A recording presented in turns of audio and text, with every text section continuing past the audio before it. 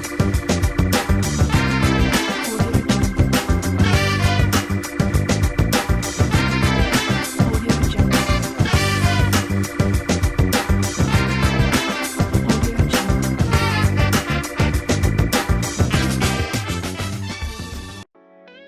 semua, kembali lagi ke Kupas Realita. Hari ini kita akan membahas salah satu topik yang sedang naik daun dan tidak kalah menarik, yaitu tentang eutanasia. Mungkin teman-teman sekalian ada yang belum tahu apa sih eutanasia ini? Jadi singkatnya, eutanasia adalah sebuah tindakan yang secara sengaja dilakukan untuk mengakhiri hidup seseorang dengan tujuan untuk menghentikan penderitaan yang dialaminya. Tindakan ini tentunya akan memberikan dampak baik bagi pasien, keluarganya, maupun tenaga medis yang melakukannya. Nah, untuk keluarga pasien sendiri, di satu sisi, ini akan berdampak positif karena mengurangi beban emosional dan biaya. Akan tetapi, sering juga menimbulkan dilema moral dan tekanan sosial, terutama bagi negara-negara yang menolaknya seperti Indonesia. Nah, untuk tenaga medis sendiri, eutanasia ini akan memicu konflik etis. Nah, dari sini kita bisa melihat bahwa eutanasia ini mengundang banyak sekali pro kontra di masyarakat. Untuk membahas lebih dalam, hari ini kita telah ditemani dengan para narasumber ahli, yaitu Bapak Abimael, Bapak William, dan juga Bapak Johan, yang akan membantu kita memahami lebih dalam mengenai eutanasia. Sebelumnya, terima kasih atas waktunya Bapak Abimael, William, dan Bapak Johan.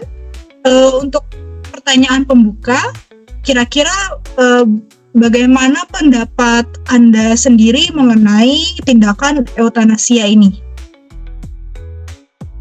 Oke, baik. Terima kasih atas pertanyaannya, Mbak Deborah. Menurut saya, tindakan ini sangat boleh dilakukan. Sesuai yang dibahas oleh Mbak Deborah tadi, kita semua tahu bahwa melakukan tindakan ini, pasien dengan penyakit terminal dapat mengurangi penderitaannya.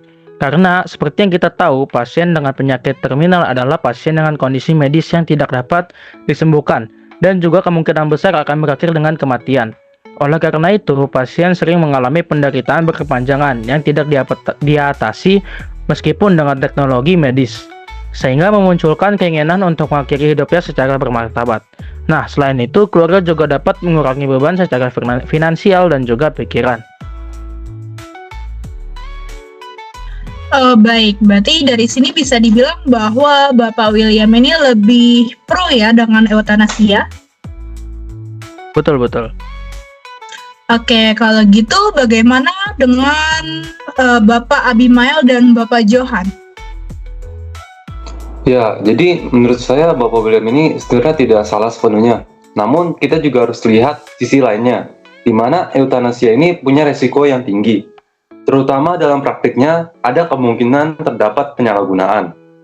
Dan pasien mungkin setuju karena dipengaruhi oleh tekanan ekonomi atau sosial. Jadi bukan benar-benar dari keinginannya. Hal ini juga bisa merusak kepercayaan antara pasien dan juga dokter, di mana pasien mungkin merasa bahwa dokter tidak lagi fokus untuk menyelamatkan nyawa. Oke, baik. Terima kasih atas argumennya, Bapak Abimael. Bapak juga tidak salah, karena memang setiap tindakan itu pasti ada juga resikonya. Tapi ini hanya kemungkinan yang masih bisa diatasi dengan melakukan beberapa antisipasi prosedur yang harus dilakukan terlebih dahulu oleh pasien. Nah, jadi bukan berarti tidak boleh dan tidak bisa dilakukan kan? Buktinya saja ada 3 negara yang melegalkannya seperti Belgia, Belanda, dan juga Kanada. Terlebih lagi, dengan diperbolehkannya melakukan tindakan ini sama saja dengan menjunjung HAM pasien. Karena hal ini sama saja dengan menentukan nasib sendiri yang merupakan bagian dari HAM. Selain itu, pasien juga mengakhiri hidupnya melalui eutanasia dianggap mengakhiri hidupnya dengan cara yang berperi kemanusiaan dan juga yang hormat. Begini ya Pak, kalau kita bicara dari sisi hukum, di Indonesia sendiri eutanasia tidak diperbolehkan. Hal ini tercantum dalam KUHP pasal 340, di mana menyebutkan bahwa membunuh meskipun atas permintaan orang tersebut tetap dianggap sebagai tindak pembunuhan dan diancam pidana penjara. Dan juga di pasal 344 KUHP ditegaskan bahwa siapapun yang sengaja membantu orang lain untuk melakukan pembunuhan tetap bisa dijerat hukum. Jadi baik permintaan pasien maupun keluarga tetap tidak sah secara hukum. Contohnya kasus Berlin Silalahi pada tahun 2017, di mana beliau tuh menderita infeksi tulang, kelumpuhan, dan juga sesak napas. Lalu dia juga mengajukan permohonan eutanasia ke pengadilan negeri Banda Aceh. Namun permintaan itu ditolak karena di Indonesia hukum tidak mengenal eutanasia dan kode etik kedokteran juga melarangnya. Namun akan berbeda jika pasien mengalami kematian medis, di mana hal ini terjadi ketika pasien sudah mati otak, tidak memiliki refleks batang otak dan tidak bisa bernapas sendiri, meski jantungnya masih berdetak dengan bantuan mesin. Dalam kondisi ini, dokter diperbolehkan melepas alat karena pasien sudah dianggap meninggal. Wah, perdebatan yang panas ya. Terima kasih atas informasinya Bapak William dan Bapak Abimael. Dari sini kita bisa melihat bahwa eutanasia ini dalam penerapannya tuh ada pro dan kontranya. Nah, di sisi positifnya, pasien bisa menentukan nasibnya sendiri dan kematiannya ini dianggap dilakukan secara terhormat. Akan tetapi di sisi lain, tindakan ini bertentangan dengan hukum di Indonesia dan berpotensi terjadinya penyalahgunaan. Nah, bagaimana dengan pendapat Bapak Johan? Apakah tindakan ini sesuai atau tidak sesuai apabila kita melihatnya melalui perspektif kekristenan? Baik, terima kasih atas waktunya. Jadi dari perspektif Kristen sendiri, eutanasia ini sangat ditentang dan tidak diperbolehkan karena tidak sesuai dengan firman Allah, yaitu bahwa kehidupan manusia adalah anugerah yang diberikan oleh Allah yang berdaulat atas hidup dan mati. Sehingga Allah adalah salah satunya yang berhak menentukan kapan seseorang hidup dan mati. Tertulis pada kitab Ulangan 32 ayat 39 dan juga Ayub 1 ayat 21. Selain itu, seperti yang tertulis pada kitab Mazmur 36 ayat 9 dan Kisah Para Rasul 17 ayat 28, kehidupan sangatlah berharga sehingga Allah melarang manusia membunuh orang lain maupun dirinya sendiri. Ditambah lagi pada kitab Ulangan 2 ayat 8 yang mengatakan manusia sangat ditekankan dan juga ditegaskan bahwa pentingnya menghargai hidup sebagai karunia yang diberikan Tuhan kepada kita manusia. Baik-baik. Nah Pak, dalam membahas eutanasia ini kan kerap kali ya muncul istilah eutanasia aktif dan juga eutanasia pasif. Nah, bagaimana kekristenan tuh memandang akan dua hal ini? Apakah ada perbedaan atau sama aja kira-kira? Oke, baik.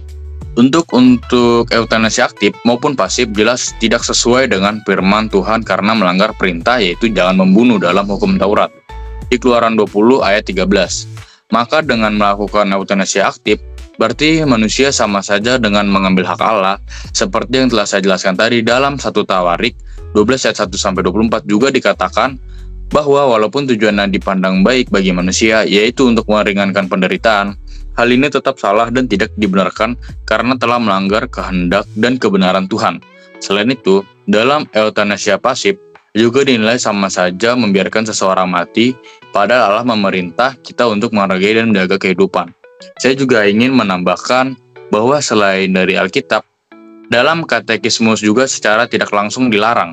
Menurut Heidelberg Katekisme pada tahun 1563, pada Question dan Answer 105, mengatakan bahwa secara definisi eutanasia tidak sesuai dengan salah satu pernyataan di katekismus yaitu jangan menyakiti diri atau membahayakan diri sendiri, tepatnya pada perintah Allah ke-6.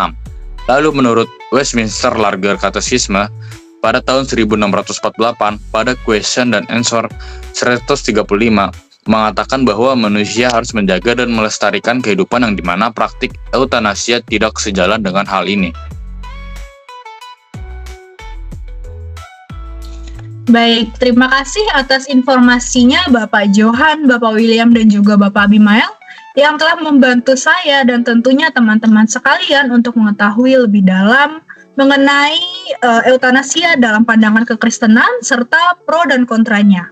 Dari sini kita bisa menarik kesimpulan ya teman-teman, bahwa walaupun memang ada sisi positifnya dan dilegalkan di beberapa negara, hal ini sudah seharusnya tidak dilegalkan, karena telah bertentangan dengan firman Tuhan itu sendiri, yang meminta kita untuk menghargai kehidupan yang telah diberikan Allah, walaupun kita sedang mengalami penyakit kronis ataupun sedang berada dalam penderitaan.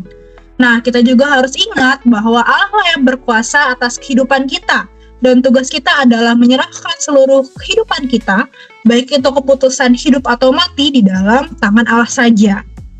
Obrolan kita di Kupas Realita sampai di sini saja. Semoga bisa menjadi kaca untuk kita semua untuk bisa melihat dunia dengan lebih jernih, akan tetapi tetap sesuai dengan firman Allah. Kita akan bertemu lagi di episode berikutnya. Sampai jumpa dan God bless you.